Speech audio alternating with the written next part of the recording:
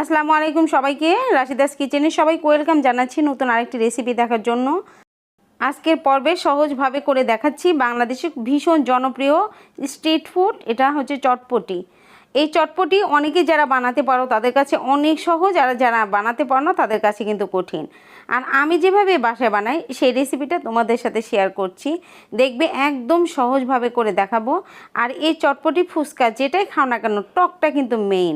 তোমার টকটা যদি পারফেক্ট না হয় তাহলে ফুচকা বলো চটপটি বলো কোনো কিছু ভালো লাগবে না। আজ কিন্তু ডাবল ধামাকা রেসিপি, এখানে তোমাদের সুস্বাদু করে টকটা বানিয়ে দেখাবো। তাহলে চলো রেসিপিটা। এখানে প্রথমে 250 গ্রাম আমি চটপটির ডালটা নিয়ে ভিজিয়ে রেখেছিলাম সামান্য হাফ চা চামচ খাবার সোডা দিয়ে।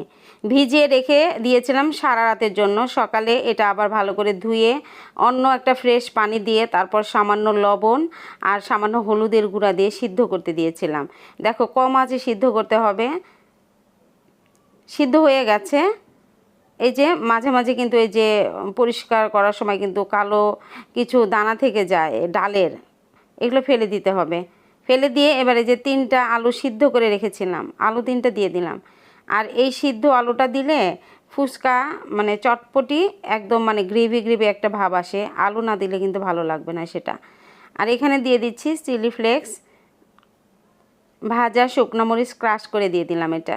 এটা না দিলে কিন্তু ফুচকা চটপটির কোনো ফ্লেভারই আসবে না। এই আলুগুলো যে একটু দানা দানা ছিল এগুলো আমি এই যে চামচ দিয়ে ভেঙে ভেঙে একদম মানে গ্রেভির মতো করে নিচ্ছি, ভেঙে দিচ্ছি আর কি চামচ দিয়ে। থকথকে একটা ভাব আসবে আলুটা ভেঙে দিলে। আমার কিন্তু এই যে চটপটির ডালটা রান্না করা হয়ে গেছে।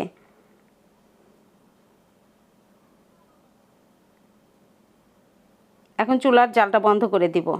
আর সেই টকটা বানিয়ে নিচ্ছি আমি যেভাবে সুস্বাদু করে টকটা বাসায় বানাই। এটা মানে 200 গ্রাম এখানে আমি তেঁতুল ভিজিয়ে রেখেছিলাম পানি দিয়ে। এবার দেখো যে তেঁতুলটা খুব ভালোভাবে চটকে সব বিচি টিচি ফেলে দিতে হবে। বিচিগুলো এভাবে ফেলে দিচ্ছি সব। আমি 1 ঘন্টা ভিজিয়ে রেখেছিলাম এই তেঁতুলটা। পরিষ্কার করে সব আঁশগুলো ফেলে দিতে হবে। আর এই টকটা কিন্তু একটু ঘন টাইপের হবে। টকের উপরেই কিন্তু ফুচকা চটপটি নির্ভর করে কতটা মজা হবে। এবার লবণ দিয়ে দিলাম আর বিট লবণটা দিয়ে দিলাম। চিলি ফ্লেক্স এটা ঝাল অনুযায়ী দেবে, ভাজা জিরার গুঁড়া, ভাজা ধনিয়ার গুঁড়া আর চটপটি মশলা দিয়ে এবার চিনিটা একটু বেশি দিতে হবে, যেহেতু একটু মিষ্টি মিষ্টি করব। আর একটু মিষ্টি মিষ্টি টক না হলে কিন্তু ফুচকা চটপটি ভালো লাগে না। আমি যেভাবে মানে সেভাবে দেখাচ্ছি, তোমরা চাইলে তোমাদের মুখের স্বাদ অনুযায়ী এই টকটা বানিয়ে নিতে পারো। আর এই টক বানানো কিন্তু খুব কঠিন কাজ না, একদম সহজ, কিন্তু বানানো হয়ে গেছে। ভীষণ টেস্ট হয়েছিল কিন্তু, আমি খেয়ে যাচ্ছি টকটা। আর দেখো এই যে ডালটা যে সিদ্ধ হয়ে গেছিলো নামিয়ে রেখেছি, এটা এখন দেখো যে মিশাবো। প্রথমে বাটিতে ঢেলে নিলাম, যতটুকু খাবো ততটুকু আমি বানিয়ে নিচ্ছি, বাকিটুকু আমি নর্মাল ফ্রিজে উঠিয়ে রাখবো। এখানে চটপটির মশলা প্রথমে দিয়ে দিলাম 1 টেবিল চামচের মতো, কাঁচামরিচ কুচি, ডিম সিদ্ধ কুচি করে রেখেছি, ধনিয়া পাতা, কাঁচামরিচ কুচি, পেঁয়াজ কুচি, বিট লবণ। এখানে পরিমাণ মতো টক দিতে হবে।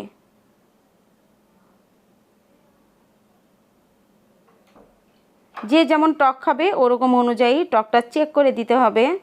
এমন না যে মেপে দিচ্ছি এইটুকু দিতে হবে 2 টেবিল চামচ কি 3 টেবিল চামচ। সবারই তো মুখের একটা মানে স্বাদ আছে, স্বাদ বুঝে টকটা দিতে হবে। এখন সবগুলো উপকরণ দিয়ে মাখিয়ে নিচ্ছি ডালটা আরও বেশি সুস্বাদু করার জন্য।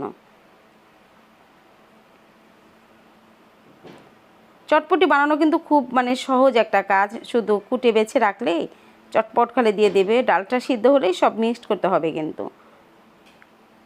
আবার একটু সাজিয়ে দিচ্ছি পেঁয়াজ কুচি, ধনিয়া পাতা, কাঁচামরিচ কুচি, ডিম সিদ্ধটা একটু গ্রেট করে দিয়ে দিচ্ছি, দেখতে ভালো লাগবে।